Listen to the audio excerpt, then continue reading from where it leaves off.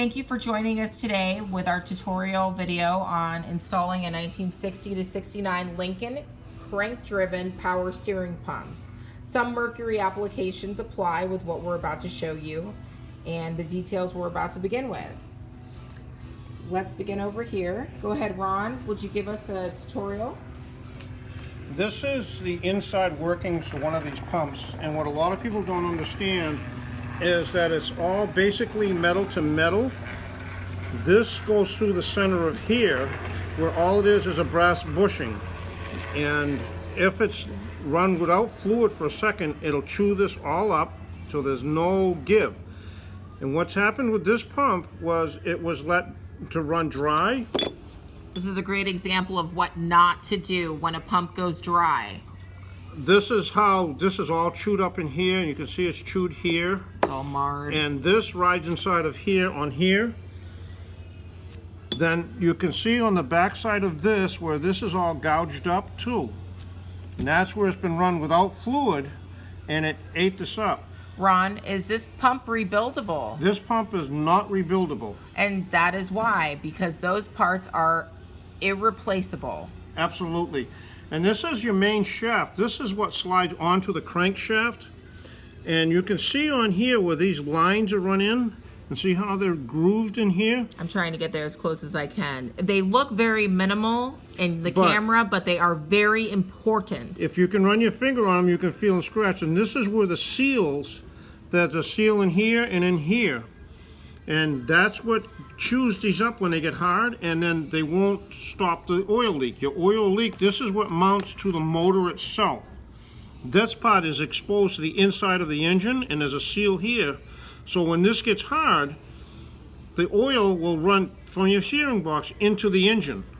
And this is exactly why we have a 9-page tutorial that comes with these pumps during your installation process. Now, because we actually care about these pumps.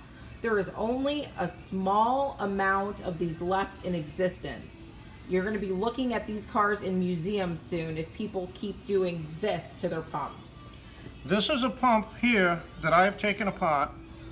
Every single piece is inspected, cleaned, and refurbished before it's all put together again. You can see the difference in this piece here, how it's nice and smooth and clean. Yep. Compared to what this one was like, where it's all chewed up. I'll put them next to each other on. You can get a good idea. You can see how this is all ate up inside. This is smooth. Mm-hmm. And these will only go on one certain way and one certain way only. And if they're put in wrong, it eats the whole pump up. Now here's the shaft that goes on your crankshaft. And you can see I've cleaned this all up. And you can see there's no lines in here. This makes this a rebuildable pump. Yep, no grooving. Look at that, it's beautiful. We haven't seen a good one like that in a while. And then this is your bushing in here. You can see how this is nice and clean. Yep. And how there's no marks on this. These are the parts that I've already cleaned up and got ready to install. This is the inside of the housing that were here that's all chewed up. This is really clean and nice, pretty much really fresh inside. And then this is the inside of this one here. Then there's a special...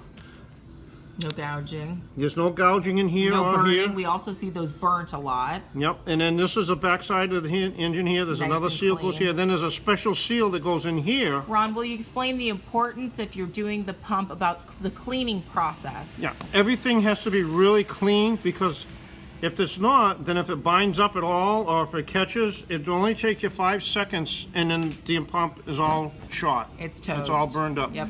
There's a special check valve here that gives you a pressure regulator valve that goes down inside of this hole down inside of here, and this all has to be cleaned all out. Everything on these is completely inspected, refurbished, and then reinstalled. And when it's completely done, this is what a new pump will be delivered to look like. There'll be bushing, there'll be special bushings and pads put here and here and here. Then you'll have the special seal that goes on here, and it would be ready to install. And we always now sell these pumps with the correct hoses, because if you do not do the hose at the same time, you are just asking for problems. That in the filter, right, Ron? Yes. And the This is a instructional special instructional, and if you don't follow the instructional exactly as the way it's told on here, how to bleed out, there's a special bleeding procedure as to how to bleed all the air out of the system so that you won't have any problem with it.